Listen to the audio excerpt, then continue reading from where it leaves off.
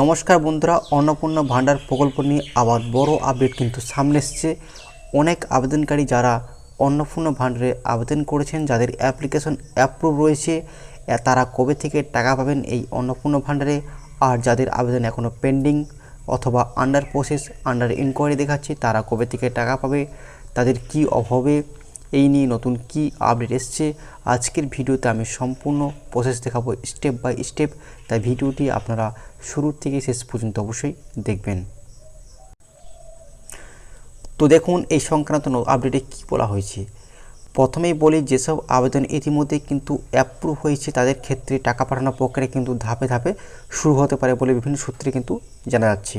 তবে কোন দিনে কার অ্যাকাউন্টে টাকা জমা হবে তা নির্ভর করবে সরকারি প্রক্রিয়া এবং ব্যাংকিং সিস্টেমের ওপর।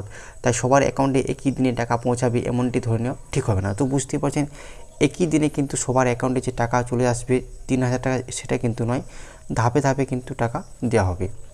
এবার আসি যাদের আবেদন এখনও পেন্ডিং, আন্ডার প্রসেস অথবা আন্ডার ইনকোয়ারি দেখাচ্ছে, তারা কি করবে।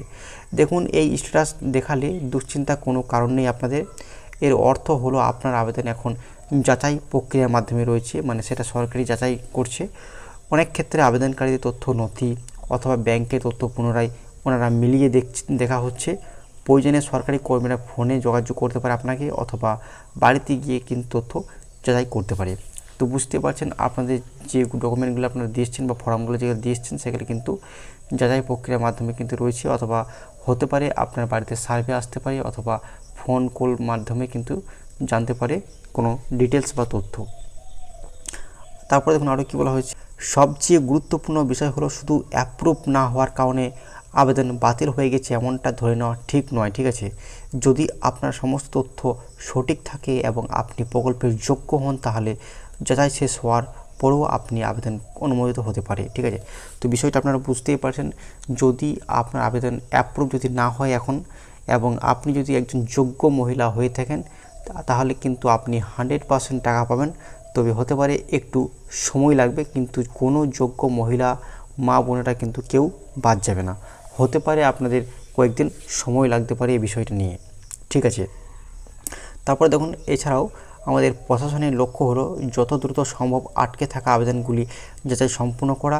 তাই আপনার মোবাইল নাম্বার সচল রাখুন, অর্থাৎ আপনার মোবাইল নাম্বারটা কিন্তু রিচার্জ করে রাখবেন অথবা অ্যাক্টিভ রাখবেন। প্রয়োজনীয় নথিপত্র প্রস্তুত রাখুন। সময়ে সময়ে আপনাদের যে অনলাইনের মাধ্যমে কিন্তু আপনারা স্ট্যাটাস চেক করে দেখবেন যে এখন বর্তমান স্ট্যাটাসে কী দেখাচ্ছে, আন্ডার ইনকোয়ারি দেখাচ্ছে না আন্ডার পেমেন্ট প্রসেস দেখাচ্ছে না অ্যাপ্রুভ দেখাচ্ছে। অবশ্যই আপনারা অনলাইনে কিন্তু আপনাদের নিজেদের স্ট্যাটাস কিন্তু চেক করে দেখে নেবেন। আর এছাড়াও আমি বলে রাখি, অনেক ক্ষেত্রে কিন্তু অনেক মহিলার কিন্তু টাকা কিন্তু ইতিমধ্যেই অন্নপূর্ণা ভান্ডারে কিন্তু ঢুকে গেছে। 1,20,00,000 কিন্তু মহিলার ব্যাঙ্ক অ্যাকাউন্টে 3,000 টাকা কিন্তু এসছে তাদের সরাসরি ব্যাঙ্ক অ্যাকাউন্টে ডিবিটির মাধ্যমে।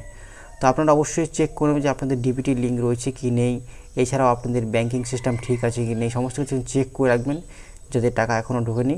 ঠিক আছে, তো আজকের এই ছোট্ট আপডেটটা এই পর্যন্ত ছিল।